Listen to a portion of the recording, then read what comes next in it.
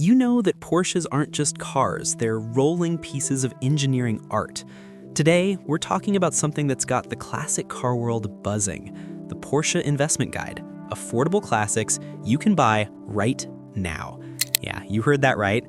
In 2025, with the market heating up faster than a 911's turbo spool, you don't need a seven-figure bank account to snag a Porsche that's not only a blast to drive, but could actually make you money down the line.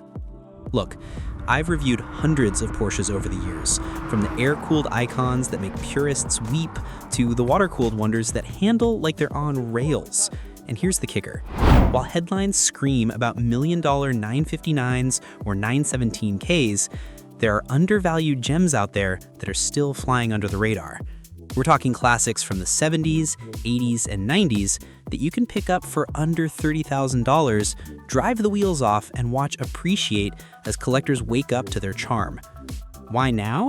Hagerty's bull market list for 2025 is calling out Porsches as hot investments, and with production costs skyrocketing for new models, these old-school rides are poised for a value surge. Stick around because I'm breaking down the best affordable options, what to look for, and why they're smart buys. If you're new here, hit that subscribe button and turn on notifications. We drop Porsche content every week. Let's rev into it.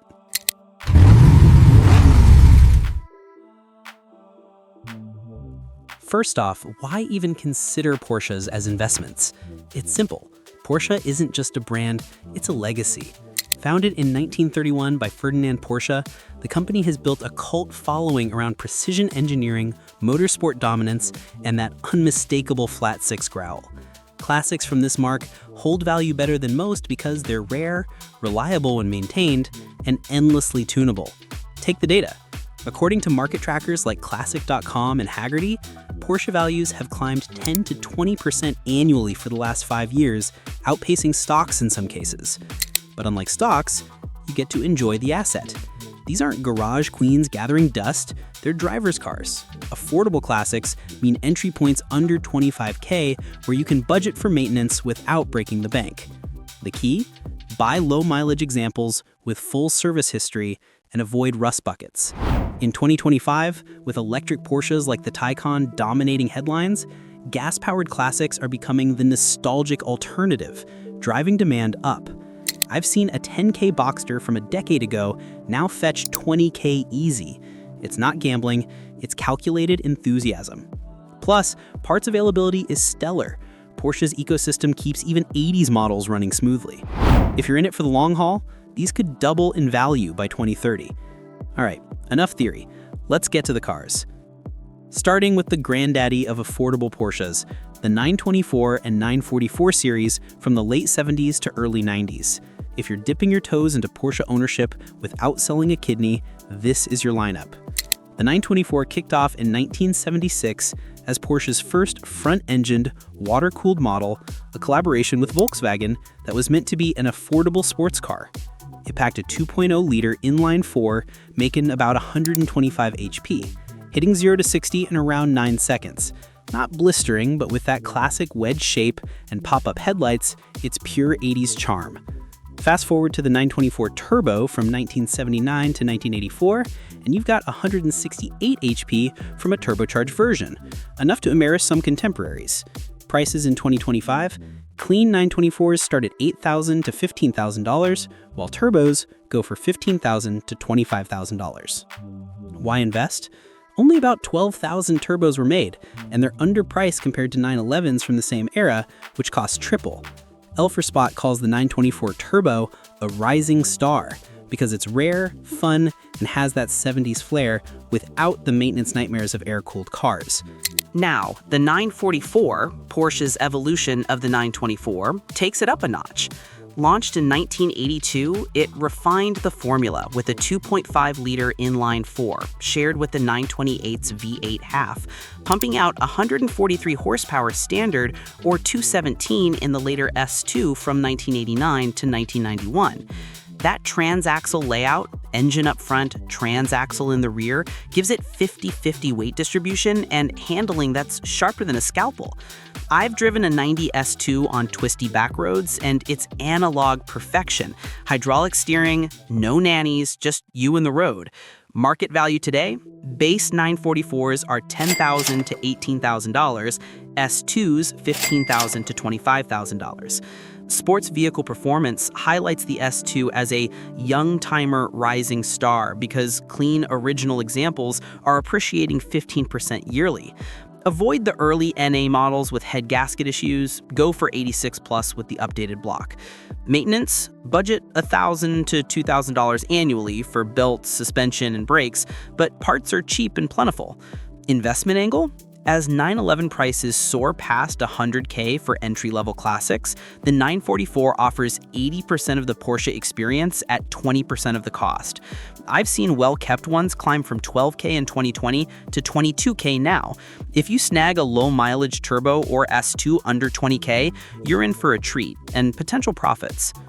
Moving up the ladder, let's talk about the 968, the 944's swan song from 1992 to 1995. This one's a bit rarer and more refined with a 3-liter inline-6 making 236 horsepower in base form or 305 in the mighty cabriolet. It's got variable valve timing, a stiffer chassis, and that same balanced handling, but with more power and luxury. 0 to 60 in under 6 seconds? Yes, please. Prices hover at $20,000 to $35,000 for solid drivers, with Tiptronic autos cheaper than manuals. Why buy now? Production was limited to about 12,000 units, and as the last front-engine transaxle Porsche, it's a collector's darling. Forums like Renlist buzz about its undervalued status, similar to how the 944 was a decade ago. I've reviewed a 94 Cabrio, and the open-top wind-in-your-hair vibe is addictive, plus it's eligible for classic insurance at low rates. Upside? Expect 10 to 15% annual growth as enthusiasts chase the last-of-the-line story. Just inspect the timing belt and rear main seal, common wear items. No affordable Porsche guide would be complete without the Boxster 986, Porsche's first roadster since the 550 Spider, debuting in 1996. This mid-engine marvel was the brand's budget halo car with a 2.5-liter flat-six, later 2.7 or 3.2 in the Boxster S, delivering 201 to 250 horsepower. Handling? Mid-engine magic means it's a corner-carving beast. I've pushed one through the canyons, and it rotates like it's on a string. The electric top folds in 10 seconds, making it a perfect weekend toy. In 2025, base 986s start at $5,000 to $10,000, S models $8,000 to $15,000. Dirt cheap, right? But here's the investment hook. Early Boxsters were hated for the IMS bearing failures, but post-2002 fixes and aftermarket solutions have made them reliable. Classic.com shows average sales up 20% since 2023 from 7K to 9K. Sports Vehicle Performance calls it the best bang for buck under 12K because of the massive aftermarket. Tires, exhausts, you name it. Buy a 99 Plus with the beefier engine, full records, and no leaks. Maintenance runs $800 to $1,500 a year, but it's DIY friendly. As Porsche's Roadster DNA shines brighter in a hybrid world, these will climb. Think 15K to 25K in 5 years. Pro tip, avoid high-mileage rusters from salt belt states. Of course, if you want the holy grail on a budget, look to the 996 from 1998 to 2004. This was Porsche's first water-cooled 911, a controversial shift at the time with its fried egg headlights, but man, does it drive. The Carrera's 3.4-liter flat-six, later 3.6, makes 300-plus horsepower, 0 to 60 in 4.8 seconds, and it's got modern safety like ABS and airbags. I've logged miles in a 21 C2, and it's a grand touring that corners like a scalpel, far more usable than air-cooled predecessors. Prices: $15,000 to $30,000 for clean Carreras, turbos pushing $40K to $60K, but still affordable for the badge. Renlist pegs the 996 Turbo as undervalued due to limited production, only $18,000 total, and all-wheel drive grip that's AWD supercar territory. The base models have shed the IMS stigma with updated bearings, and values are rebounding, up 25% in 2 years per Hagerty. Why invest? As 997s hit 50K, the 996 is the entry to 911 ownership. Go for a 2002 Plus with the 3.6 engine, manual trans, and under 80K miles. Watch for coolant pipes and RMS leaks, but fixes are straightforward.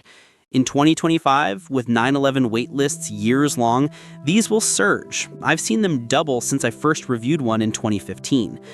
If you've got a bit more budget, peek at the early Cayman 987 from 2005 to 2008, the hardtop Boxster, essentially, with a 2.7 to 3.4 liter flat six, 245 horsepower in the S model, and that legendary mid-engine poise. Prices? $12,000 to $22,000. It's Porsche's best chassis under 50K per experts. Track-ready yet daily drivable. Values are stable but ticking up as the last NA manuals. So what's my advice for buying these in 2025? First, get a pre-purchase inspection from a Porsche specialist. $300 well spent to avoid lemons. Prioritize manuals over autos for resale pop. Check for rust in rockers and battery trays, and verify service history via Porsche's database. Budget 10% of purchase price yearly for upkeep. Join PCA or Renlist for tips. And drive these. These are investments you enjoy.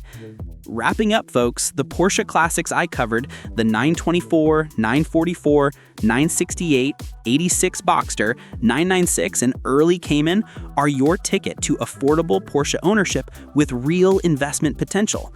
At prices from 5K to 30K, they're accessible now before the market wakes up fully. If you're ready to park a legend in your garage, hit the comments. Which one are you chasing? Drop a like if this helped, subscribe for more guides, and I'll see you on the next drive. Stay revved.